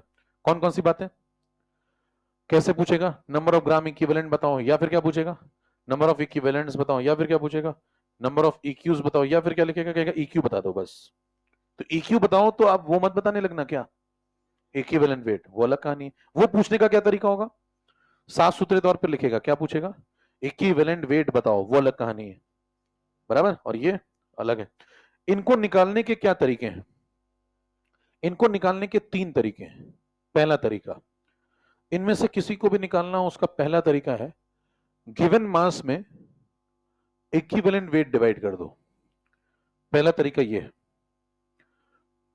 दूसरा तरीका है मोल्स इनटू एन फैक्टर कर लो, ये भी सही है। और तीसरा तरीका, नॉर्मेलिटी दी जाए, कोई सॉल्यूशन बना हो, उसमें वॉल्यूम इन लीटर मल्टीप्लाई कर दो, ये तीसरा तरीका। इन तीनों तरीकों से ये बात निकाली जा सकती है। अब ये कैसे बातें आई, इस पर चर्चा कर लेते हैं। पहले तरीके पे आइए, ये कहां से आया? जैसे याद करो, पहले तुम नंबर ऑफ मोल्स निकालते थे, याद आया? पहले याद करो, ऐसे नंबर ऑफ मोल्स निकालते थे। नंबर ऑफ मोल्स निकालने का एक फॉर्मूला आया था, क्या आया था? Given mass upon molar mass आया था। अब क्या निकाल लो? Number of gram equivalent. तो अब फॉर्मूला क्या है? Given mass upon. तो वो फॉर्मूला कैसे आया था, उसका लॉजिक बताया था मैंने आपको। क्या था लॉजिक उसका? नंबर ऑफ मोल्स निकालने का क्या लॉजिक था, बताओ? नंबर ऑफ मोल्स होते मान लो यहां, क्या लॉजिक था? गिवन मास में एक मोल का मास डिवाइड करते हैं। करते क्या है, ये तो फॉर्मूला हो गया। करते क्या थे? करते ये थे कि दिए हुए मास में एक मोल के मास जैसे कितने सेट लगा पा रहे हो, जितने सेट लगा पा रहे हो वो क्या है? वो नंबर ऑफ मोल्स है। अभी क्या कर रहे हैं? अभी हमें नंबर ऑफ ग्राम इक्विवेलेंट चाहिए, तो क्या करेंगे? दिए गए मास में इक्विवेलेंट वेट को डिवाइड करेंगे। मतलब क्या ढूंढ रहे हैं? दिए गए मास में इक्विवेलेंट वेट जैसे कितने सेट लगा पा रहे हो, जितने सेट लगा पा रहे हो वही क्या है? नंबर ऑफ ग्राम इक्विवेलेंट है। बात समझ पा रहे हैं? तो इसकी फील समझ में आ रही, क्या ढूंढ रहे हैं? जैसे वहां पे ये ढूंढते थे कि मोलर मास जैसे कितने सेट लगा पा रहे हैं, वैसे यहां क्या ढूंढ रहे हैं? इक्विवेलेंट वेट जैसे कितने सेट लगा पा रहे हैं। अरे ठीक है क्या? तो कोई पूछे नंबर ऑफ ग्राम इक्विवेलेंट क्या होता है, तो क्या बोलेंगे? कहेंगे दिए गए मास में इक्विवेलेंट वेट जैसे कितने सेट लगा पा रहे हैं, वो संख्या अगर हम निकाल लें तो वही क्या होती है। ठीक है। अब ये और ये दोनों सेम क्यों है, इस पे आ जाइए। ये दोनों सेम बातें, इन तीनों से सेम आंसर आता है, क्यों? इससे भी निकालो, इससे भी निकालो, सेम आंसर आएगा। ये दोनों क्यों सेम है, चेक करिए। नंबर ऑफ ग्राम इक्विवेलेंट मान लो आपने निकाले, क्या फॉर्मूला लिखा मैंने? नंबर ऑफ ग्राम इक्विवेलेंट निकालने का फॉर्मूला है given mass upon equivalent weight. अब बताओ इक्विवेलेंट वेट क्या होता है? Molar mass upon N factor. ठीक है, लिख दो यहां पे भी, यहां पे लिख दो ई की जगह कितना, molar mass upon N factor. फिर आगे क्या बनेगा? ये given mass upon molar mass को एक तरफ ले लो, और एन फैक्टर कहां चला जाएगा? अब बताओ ये पूरा क्या बन गया? क्या ये मोल बन गया? तो क्या बना फिर? मोल्स इनटू, खींचो भी। तो मामला क्या सेम सेम है? इसीलिए पहली वाली बात बोलो या दूसरी वाली बात बोलो, ये बोलो या ये बोलो, बात एक है। तो दो बातें क्लियर है, फर्स्ट सेकंड सेम क्यों है। अच्छा, थर्ड वाला कहां से आया? ये वाला, ये पीछे से आया, यहां से। नॉर्मेलिटी में अगर वॉल्यूम मल्टीप्लाई करोगे तो क्या आ जाते हैं? तो एक हमने यहां से ले आए। तो क्या हमारे पास ग्राम इक्विवेलेंट निकालने के कितने तरीके आ गए? 3 तरीके। तीनों में से किसी भी तरीके से हम ग्राम इक्विवेलेंट निकाल सकते हैं, ये नोट करें पहले, फिर अगली बात में। फिर ये लिखना, पहले ये लिखो, ये डन है। तो कोई पूछे नंबर ऑफ ग्राम इक्विवेलेंट क्या होते हैं, तो क्या बताएंगे? गिवन मास में इक्विवेलेंट वेट जैसे कितने सेट रिपीट हो रहे हैं, वो है नंबर ऑफ ग्राम इक्विवेलेंट। कोई पूछे नंबर ऑफ मोल्स क्या होते हैं, तो क्या बताओगे? गिवन मास में मोलर मास जैसे कितने सेट रिपीट हो रहे हैं, वो नंबर ऑफ मोल्स हैं। दोनों में फर्क है। नंबर ऑफ ग्राम इक्विवेलेंट निकालने के कितने तरीके हैं? 3 तरीके हैं, तीनों से कहीं से निकालो। इनके कितने नाम हैं? 4 नाम है। 4 नाम से पूछता है सवाल, कभी इसको लिखेगा, कभी ये लिखेगा, कभी ये, कभी ये, तो कंफ्यूज नहीं होना है, सेम बात पूछ रहा है। ठीक है, ये भी खींच लें। इससे क्या समझ में आया कि ये दोनों सेम बातें हैं, बराबर है। चाहे W/E लगाओ, चाहे मोल्स इनटू एन फैक्टर लगाओ, सेम बात है। अब कैलकुलेशन पे आओ।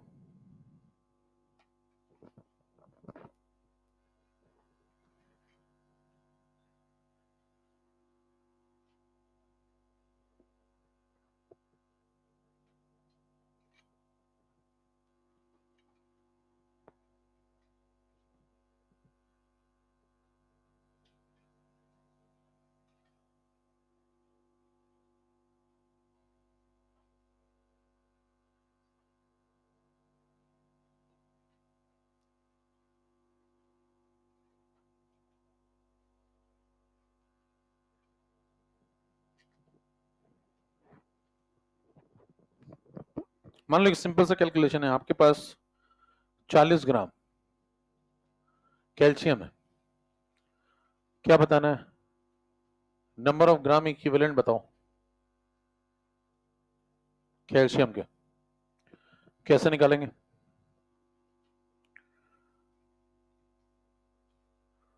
बताओ ग्राम इक्विवेलेंट कैसे निकालते हैं? W/E। सबसे बेसिक तरीका क्या है? W/E लगा दो। इक्विवेलेंट वेट बताओ कैल्शियम का। मोलर मास 40, एन फैक्टर 2, कितना? 20। गिवन मास कितना दिया? 40। उसमें क्या डिवाइड कर दो? कितने ग्राम इक्विवेलेंट आ गए? 2 ग्राम इक्विवेलेंट कैल्शियम। कोई पूछे क्या ढूंढा है तो आप बोलेंगे क्या? गिवन मास में अगर लॉजिक कोई पूछे तो क्या बताएंगे? गिवन मास 40 ग्राम था, उसमें इक्विवेलेंट वेट 20 ग्राम था। 20 जैसे कितने सेट लग पाए? 2। इसको बोलते हैं नंबर ऑफ ग्राम इक्विवेलेंट, बराबर। खींचते जाइए। अब आ जाओ लॉ ऑफ इक्विवेलेंस पे। तो नंबर ऑफ ग्राम इक्विवेलेंट ढूंढ लेंगे किसी के भी। अच्छा, नंबर ऑफ ग्राम इक्विवेलेंट निकालने के लिए पहले क्या आना चाहिए? भाई डब्ल्यू तो वो देगा, आना क्या चाहिए? क्या डिवाइड करोगे? ई। तो क्या आना चाहिए? इक्विवेलेंट वेट निकालना आना चाहिए। इसीलिए आपको पहले क्या पढ़ाया गया? समझ पा ना? इक्विवेलेंट वेट निकालने के लिए क्या आना चाहिए? Molar mass upon N factor. तो मतलब क्या आना चाहिए? इसीलिए उसके पहले क्या पढ़ाया गया है? समझ पा? सारी कड़ियां जुड़ी हुई हैं। तो पानी की तरह चलना चाहिए। पहले एन फैक्टर पढ़ा, फिर ई पढ़ा, फिर नंबर ऑफ ग्राम इक्विवेलेंट पे आ गए। और लॉ ऑफ इक्विवेलेंस पढ़ने के लिए क्या आपको आना चाहिए? Number of gram equivalent. इसीलिए उसके पहले क्या पढ़ लिया? अब हम क्या पढ़ने जा रहे हैं? Law of equivalence. तो समझ पा रहे हैं? ठीक है, आइए लॉ ऑफ इक्विवेलेंस पे। लॉ ऑफ इक्विवेलेंस एक ऐसा कानून है जो हर जगह लगता है, हर सवाल में। तो इसको समझना बहुत जरूरी है क्योंकि आगे तक चलता रहेगा। आज भी चलना, आयनिक में भी चलेगा, रिडॉक्स में भी चलेगा, उसमें भी सवाल आते हैं वहां। इलेक्ट्रो में भी काम आएगा, सॉल्यूशन में भी काम आएगा, तो इसको बहुत समझना आवश्यक है। जैसे मान लें एक रिएक्शन है ये,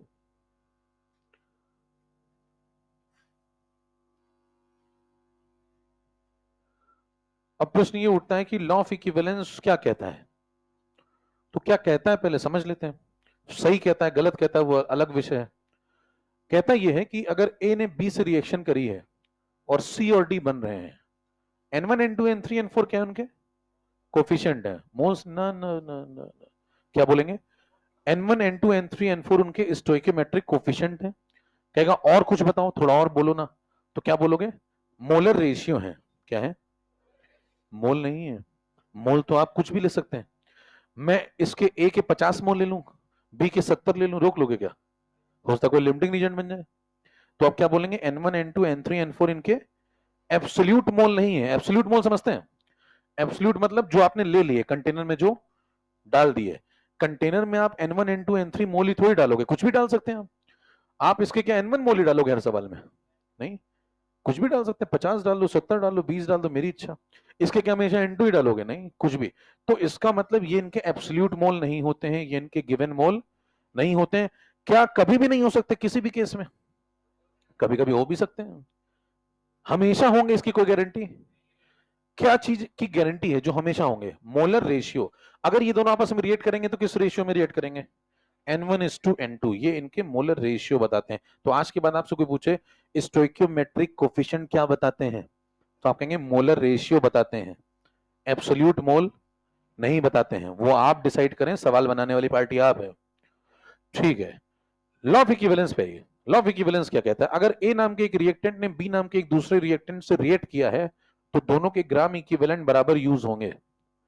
gram equivalent of A used will be equal to gram equivalent of be used.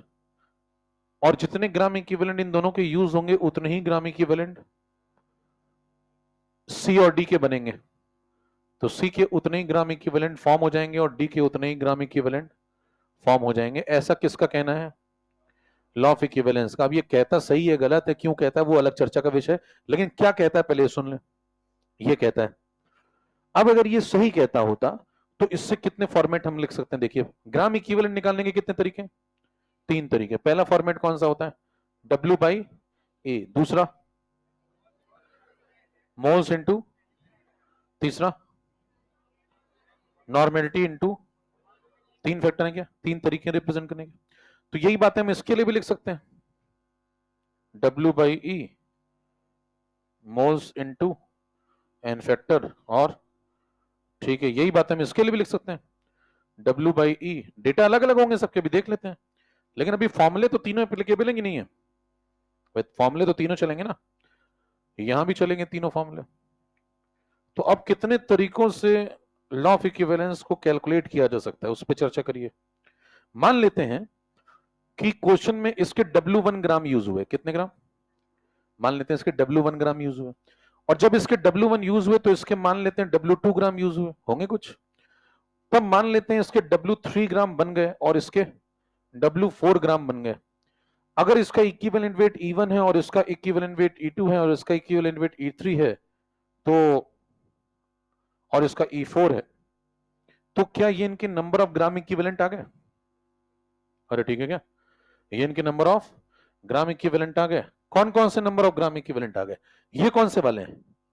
ये हैं ए के जो यूज हो गए, क्योंकि W1 मास इसका यूज हुआ है। अगर इसका W1 यूज हुआ है, ध्यान सुनना क्या बोल रहा हूं, इसका W1 अगर यूज हुआ है तो इसका कितना यूज हुआ है? तो ये क्या हो गए? ये इसके ग्राम इक्विवेलेंट हो गए कौन से वाले? यूज्ड। तो इसके W3 फॉर्म हुए हैं, तो इसके ये कौन से ग्राम इक्विवेलेंट हो गए? फॉर्म्ड। और ये इसके W4 फॉर्म हुए हैं, तो ये इसके क्या हो गए? ग्राम इक्विवेलेंट। तो लिखते जाओ भाई, ये कौन सा वाला? यूज्ड। ये कौन सा वाला? यूज्ड। ये कौन सा वाला? फॉर्म्ड। और ये कौन सा वाला? फॉर्म्ड। अगर लॉ ऑफ इक्विवेलेंस सही है, जो कि अभी हम चेक कर लेंगे, तो ये चारों बातें आपस में बराबर होनी चाहिए। इतनी बस समझ में आती। सेकेंड पॉइंट पे, मान लेते हैं इसके मोल्स यूज हुए, मोल्स 1, कुछ होंगे 2 3 4 5 जो डेटा देगा वो। मान लेते हैं इसके मोल कितने यूज हुए? जब इसके मोल 1 यूज हुए तो उसके मोल 2 यूज, उसकी कोई और वैल्यू है, तो इसके मोल मान लो कुछ बन गए, मोल 3 लिख दिए। इसके मोल कितने बन गए? 4। इनके एन फैक्टर भी अपने अपने होंगे। इसका एन फैक्टर कुछ एन फैक्टर 1 है, इसका एन फैक्टर 2 है, इसका एन फैक्टर 3 लिख दिया, इसका एन फैक्टर 4 लिख दिया। तो बताइए ये क्या आ गया? ये क्या आ गया? और ये क्या आ गया? और ये क्या आ गया? और ये क्या आ गया? क्या ये इनके चारों के ग्राम इक्विवेलेंट है? पहले दोनों कौन से वाले हैं? ये वाले कौन से वाले हैं? ये यूज्ड हैं। मैंने माना है सवाल में कि इसके मोल 1 यूज हुए हैं, तो इसके मोल 2 यूज हुए हैं, तो इसके मोल 3 बने हैं और इसके मोल 4 बने हैं। ऐसा मैंने सवाल में माना है, ऐसा दिया हुआ है मान लीजिए। तो क्या ये इनके ग्राम इक्विवेलेंट है? कौन कौन से वाले ग्राम इक्विवेलेंट है? यूज्ड, यूज्ड, और आगे वाले दोनों फॉर्म्ड, फॉर्म। तो क्या चारों बराबर होने चाहिए? अगर अगर क्या है? अगर लॉ ऑफ इक्विवेलेंस सही है तो, जो कि सही है अभी मैं साबित कर दूंगा, अभी थोड़ी देर में साबित कर दूंगा। अभी मैं मान के चल रहा हूं कि सही है थोड़ी देर के लिए, तो ये बातें सही हो रही हैं। अगले पे आइए। तीसरा तरीका कैलकुलेशन का क्या मिलने वाला है आपको? कहेगा एक सॉल्यूशन बनाया, मान लो ये एक एसिड का सॉल्यूशन है, किसका? और ये किसी बेस के सॉल्यूशन से रिएक्ट कर गया।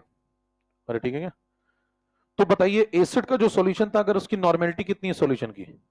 N1, और उसका वॉल्यूम कितना यूज हुआ, यूज कितना हुआ, दिया कितना था वो नहीं, कौन सा वाला, यूज। क्योंकि हम यहां जो बातें कर रहे हैं वो कौन सी कर रहे हैं, जो यूज हुई है, जो ग्राम इक्विवेलेंट यूज हुए हैं। तो प्रश्न में देगा एक एसिड का सॉल्यूशन था, उसकी नॉर्मेलिटी N1 थी और उसका वॉल्यूम कितना यूज हुआ, V1। किसके साथ यूज हुआ, एक बेस के सॉल्यूशन से जिसकी नॉर्मेलिटी और जिसका वॉल्यूम V2 यूज हुआ। जब इसका V1 यूज हुआ तो उसका, अरे ठीक है, तो बताइए ये क्या आ गया, ग्राम इक्विवेलेंट कौन से वाले यूज्ड, किसके, वो जो भी एसिड था, बेस था, जो भी था। और ये क्या आ गया, ग्राम इक्विवेलेंट कौन से वाले यूज्ड। क्या ये दोनों बराबर होने चाहिए, उतने ही ग्राम इक्विवेलेंट आगे प्रोडक्ट के बन जाएंगे। अगर इसकी नॉर्मेलिटी N3 बनी, जो आगे सॉल्ट वगैरह बना, और इसका वॉल्यूम V3 बना, और इसकी नॉर्मेलिटी N4 और इसका वॉल्यूम, तो इनके उतने ही ग्राम इक्विवेलेंट बनेंगे जितने बगल वाली पार्टियों के गए होंगे। तो इनके क्या लिख दूंगा, फॉर्म्ड, और इसका कौन सा, फॉर्म। तो क्या ये चार फॉर्मेट आपको समझ में, तीन फॉर्मेट समझ में आते हैं, ये तीनों फॉर्मेट कब सही है, अगर ये वाली बात सही है तो फिर ये भी सही है, ये भी सही है, ये भी सही है। अरे ठीक है क्या, तो कि तीनों बस ग्राम इक्विवेलेंट के फॉर्मेट ही तो हैं। बेसिक कॉन्सेप्ट क्या है, बेसिक कॉन्सेप्ट है जितने ग्राम इक्विवेलेंट ए के जाएंगे उतने ग्राम इक्विवेलेंट, और उतने ही, और उतने ही, ये बेसिक कॉन्सेप्ट। ये तो लिखने के तरीके हैं तीन। अरे ठीक है क्या, खींचते जाए। अभी ये साबित करना बाकी है, क्या साबित करना, कि ये लॉ सही है या गलत है। लिख तो लिया हमने, लेकिन अभी ये प्रूव नहीं हुआ है कि ये सही लॉ है या गलत लॉ है। चेक करते हैं।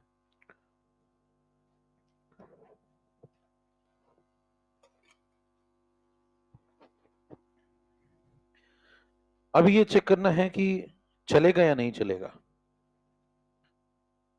चला पहले दिया है,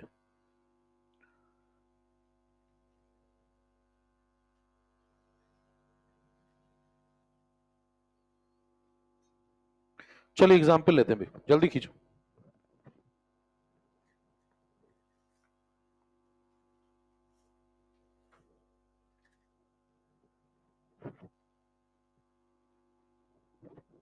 लॉजिक बहुत सिंपल सा है, बस आपको W/E लिखना है, एक बार क्या लिखना है, मोल्स इनटू एन फैक्टर, और एक बार क्या लिखना है, N इंटू वी। क्योंकि हमारे पास कितने तरीके हैं ग्राम इक्विवेलेंट को समझाने के, तीन तरीके, बराबर। तो तीनों तरीकों से तीन लॉ ऑफ इक्विवेलेंस आपको दिए गए। ये तीनों किसके अंतर्गत आते हैं, इस लाइन के अंतर्गत। और ये लाइन कौन सी है, लॉ ऑफ इक्विवेलेंस। अगर ये चल रही है तो तीनों चलेंगे। कब कौन सा फॉर्मेट यूज करेंगे आप, जिसका डेटा दिया होगा। कभी मास दिया जाता है, मास पूछा जाता है, ये वाला खेलिए। कभी वो आपको मोल देगा, मोल पूछेगा, ये वाला खेलिए। कभी नॉर्मेलिटी देगा, वॉल्यूम देगा, अगले की नॉर्मेलिटी पूछ लेगा, ये वाला खेलिए। और ठीक है, मतलब खेल के अनुसार देखेंगे। क्या ये आपस में भी खेल सकते हैं, बिल्कुल।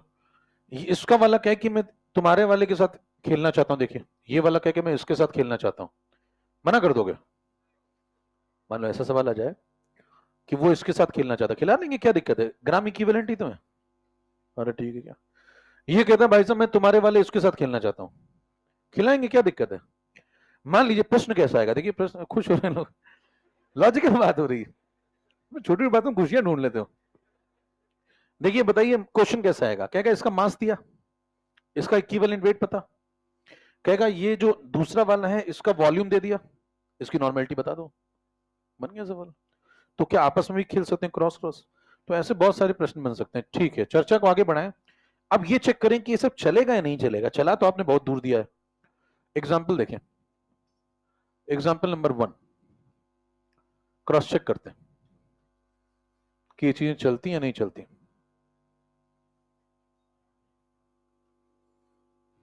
भाई सब भावुक हो रहे हैं, संभालिए अपने आप को। देखिए मान लेते हैं कि मैंने इस कंटेनर में इसका 1 मोल डाल दिया। कह रहे मान क्यों रहे हो, सामने तो दिख रहा है एक, वो तो रेशियो है, ध्यान दीजिए फिर से मैं क्या बोल रहा हूं। मैं इसका 1 की जगह क्या 2 मोल नहीं ले सकता। तो तुम मना करने लगोगे, कहोगे भाई साहब यहाँ पे तो 1 ही लिखा था, 2 कैसे ले लिए। कुछ भी ले सकते हैं, ये तो रेशियो है 1:1, हम ले तो कोई भी मोल सकते हैं ना। तो मान ले कि मैंने 1 मोल लिया, अगर इसका 1 मोल लिया तो बताइए रिएक्ट करने के लिए क्या मुझे इसका भी 1 मोल लेना पड़ेगा।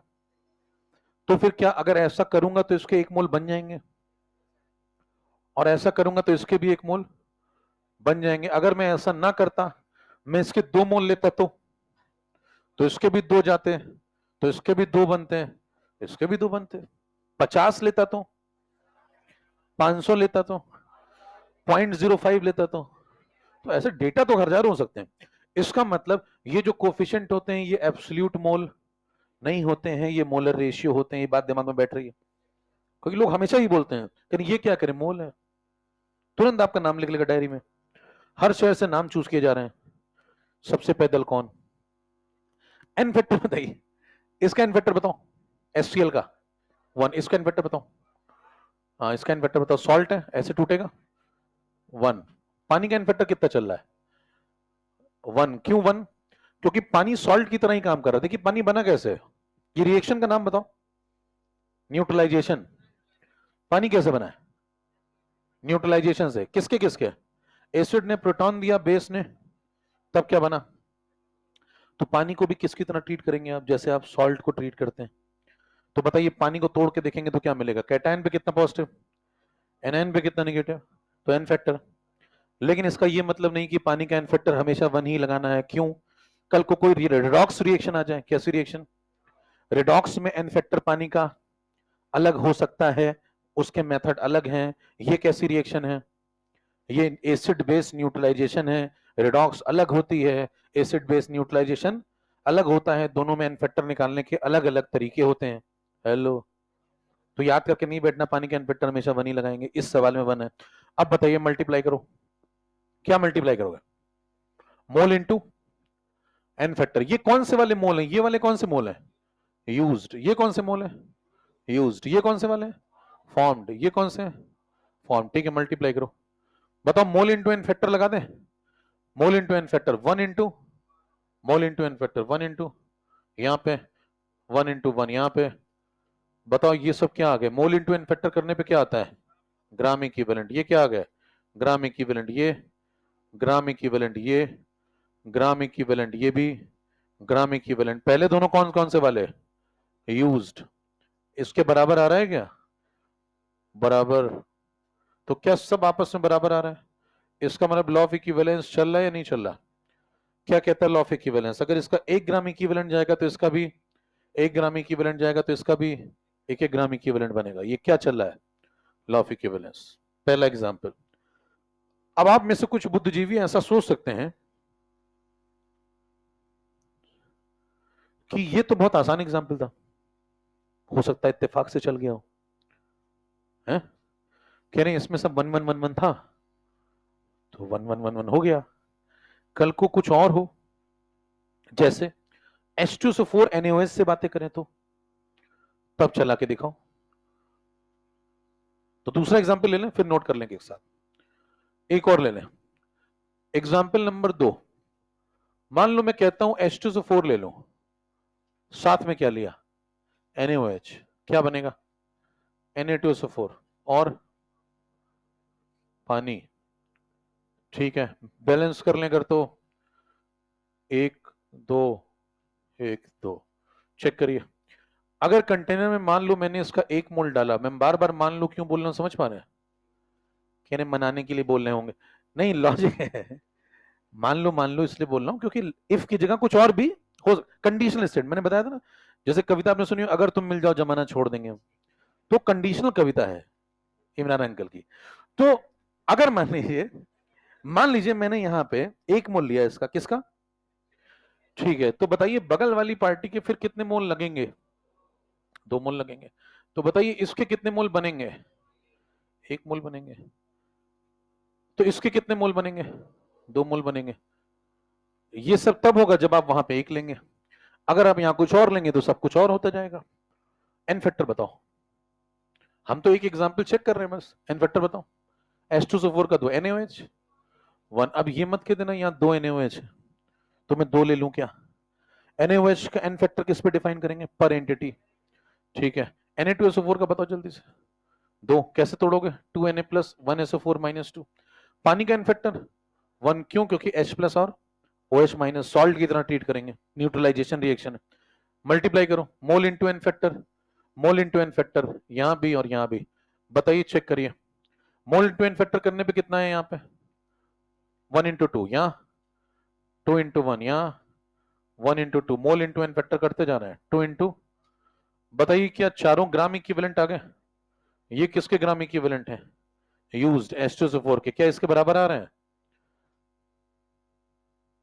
और क्या ये इसके बराबर आ रहा है? Gram equivalent formed. और क्या ये इसके बराबर आ रहा है? Gram equivalent formed. ये जो चल रहा है ये कौन है? Law of equivalence. चलता है कि नहीं चलता? तो दूसरा एग्जांपल दिखा दे, यहां भी चलता है।